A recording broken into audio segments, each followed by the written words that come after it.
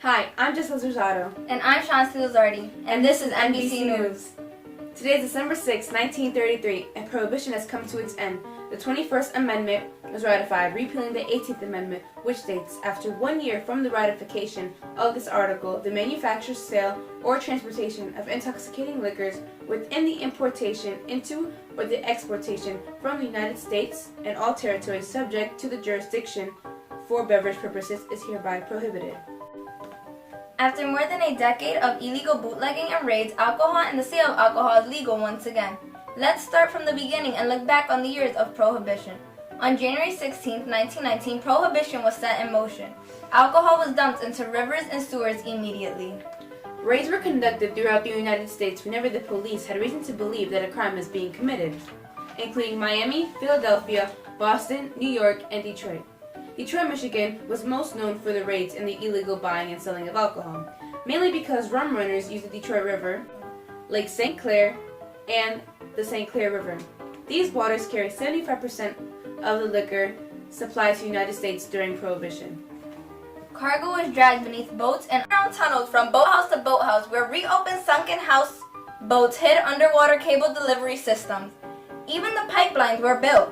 Between Petro Island and the foot of Alta Road, an electronically controlled cable hauled metal cylinders that filled up to 50 gallons of booze. A pipeline was constructed between a distillery in Windsor and Detroit bottlers.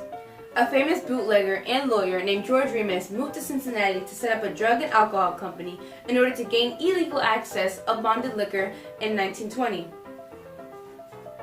George Remus had over 3,000 employees and did millions of dollars worth of business every day.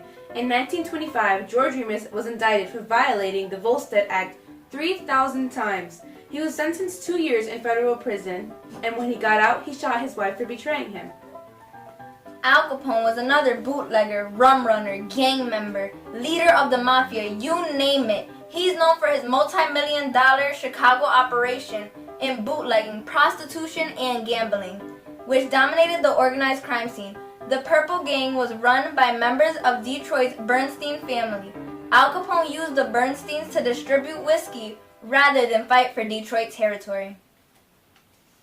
Capone was responsible for many violent acts. The most known was the Valentine's Day Massacre in 1929, where he ordered the assassination of 7 of his rivals. Al Capone was never jailed, but was finally brought to justice for income tax evasion in 1931.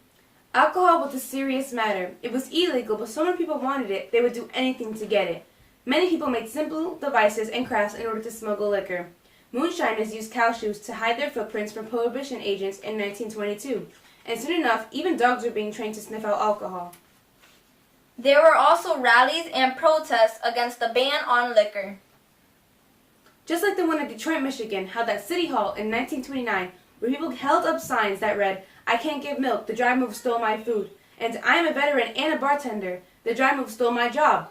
Referring to Prohibition as the dry move, many people did what they could to try and get liquor back into their lives legally.